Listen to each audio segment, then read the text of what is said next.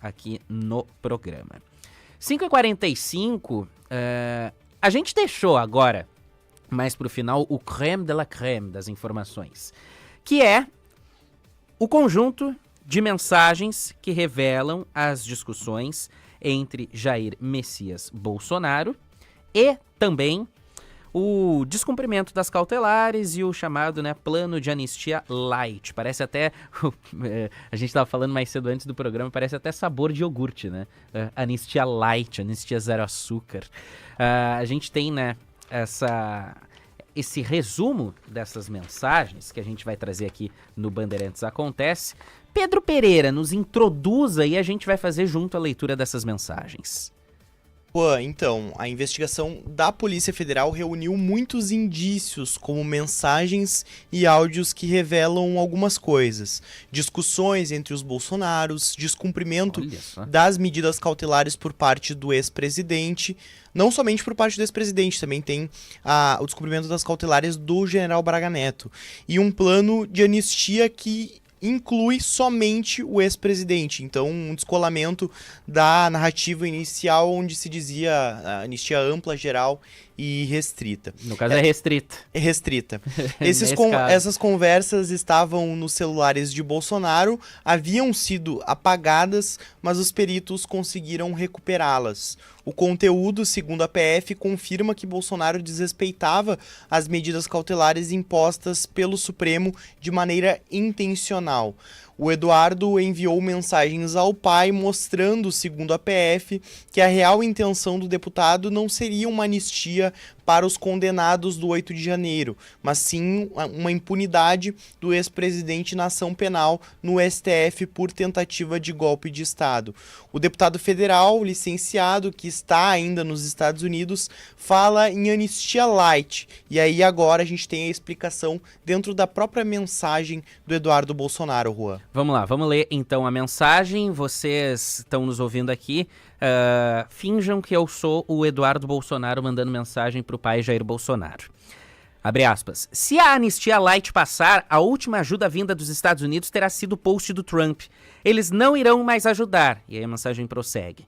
Temos que decidir entre ajudar o Brasil, brecar o STF e resgatar a democracia, ou enviar o pessoal que esteve num protesto que evoluiu para uma baderna para casa num semiaberto. A mensagem prossegue. Neste cenário, você não teria mais amparo dos Estados Unidos, o que conseguimos a duras penas aqui, bem como estaria igualmente condenado final de agosto. Essa é a primeira mensagem, uma das primeiras mensagens que a gente vai falar aqui. Também tem uma segunda mensagem, Juan, que é em 10 de julho o Eduardo enviou outra mensagem a Jair, falando da importância de publicar em uma rede social um agradecimento ao presidente Trump pelas medidas aplicadas contra o Brasil. Isso acontece, é importante deixar isso claro aqui, antes da restrição do Jair Bolsonaro. Nesse momento ele ainda podia publicar nas redes sociais. É que foi uma sequência de fatos, né? Porque veio ali o tarifaço, poucos dias ou semanas depois, veio nessa medida aí do Alexandre de Moraes. Exatamente. Uma sequência, por isso que às vezes a gente se perde no tempo, né, Pedro? E nessa mensagem, esse agradecimento seria para agradecer ao tarifaço de 50% sobre os produtos brasileiros que havia sido anunciado em 9 de julho, um dia antes dessa mensagem. O que diz a mensagem? Vamos lá, vamos ler a mensagem. Abre aspas. Opinião pública vai entender e você tem tempo para reverter se for o caso.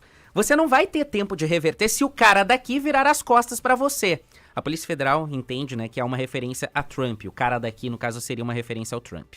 Aqui é tudo muito melindroso, qualquer coisinha afeta. Na situação de hoje, você nem precisa se preocupar com cadeia. Você não será preso. Mas tenho receio que, por aqui, as coisas mudem. Fecha aspas. Essa é a mensagem número 2. E aí, nessa sequência de fatos, o Bolsonaro substituiu o aparelho celular que foi apreendido em 18 de julho, quando Moraes determinou as medidas cautelares contra ele, e aí ele ativou um novo dispositivo no dia 25, então uma semana depois, 7 dias depois, ele faz essa ativação de um novo dispositivo celular, o que era já proibido pelo STF. A restauração dos dados apagados neste novo aparelho, que foi apreendido no início de agosto, revelou uma intensa atividade de produção e propagação de mensagens para as redes sociais, o que também era proibido pela medida cautelar. Algumas mensagens citadas no relatório mostram que Eduardo xingou o pai após a entrevista do ex-presidente sobre o conflito do filho com o governador de São Paulo, Tarcísio de Freitas.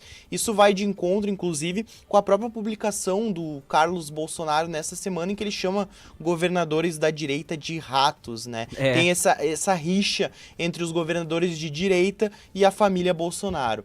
A gente vai colocar aqui na tela, Juan, algumas dessas mensagens para quem nos acompanha no YouTube de Band RS, mas é importante destacar que para o ouvinte da rádio, a gente vai ocultar algumas das mensagens de baixo calão que estão nas mensagens enviadas por Eduardo Bolsonaro. Vamos lá. A gente vai suavizar, no caso, né? Vai trocar as palavras, porque a gente não consegue em tempo hábil botar esse efeito aqui, ó.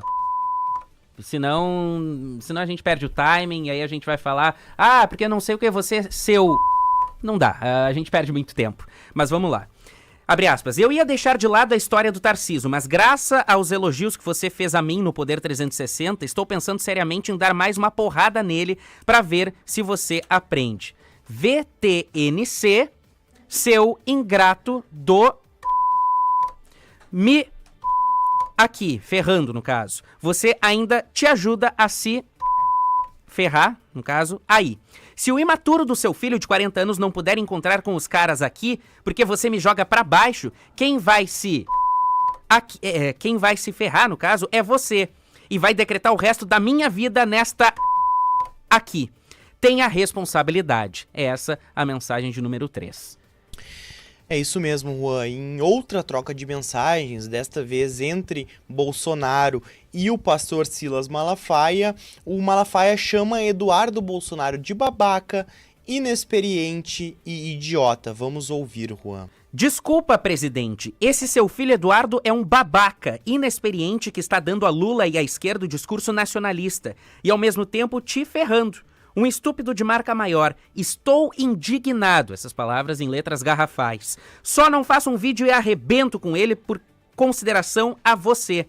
Não sei se vou ter paciência de ficar calado se esse idiota falar mais alguma asneira. Clima tenso entre eles, né, Pedro? Por fim, o que a gente pode concluir disso, das informações, Pedro? Então, Juan, ainda tem uma informação importante aqui que não diz respeito necessariamente ao descumprimento de medidas cautelares do ex-presidente Jair Bolsonaro, mas sim do ex-ministro e general Walter Souza Braga Neto, que descumpriu a proibição judicial e falou com o ex-presidente. A PF identificou uma mensagem recebida via SMS por Bolsonaro, vindo de um número com DDD de Brasília, 00:31 de 9 de fevereiro de 2024. Então, uma mensagem de muito antes, quando o Walter Braga Neto já estava, né, impedido de falar com Jair Bolsonaro. A mensagem de Braga Neto dizia o seguinte, Juan: estou com este número pré-pago para qualquer emergência. Não tem zap, somente FaceTime. Abraços, Braga Neto. Volto contigo, Juan. De certa maneira, isso surpreende porque, surpreende porque a gente consegue ver de maneira clara que há alguma rixa dentro deste grupo aí, um pouquinho mais alinhado com Jair Bolsonaro. Então a gente vê, né, que realmente Eduardo Bolsonaro não é muito bem quisto pelo Silas Malafaia, e aí a gente vê essas rixas. Tem uma certa rixa também do filho do ex-presidente Bolsonaro com o governador de São Paulo, Tarcísio de Freitas, e aí toda uma disputa política por trás. 5h54, esse assunto ainda a gente vai ampliar durante essa semana.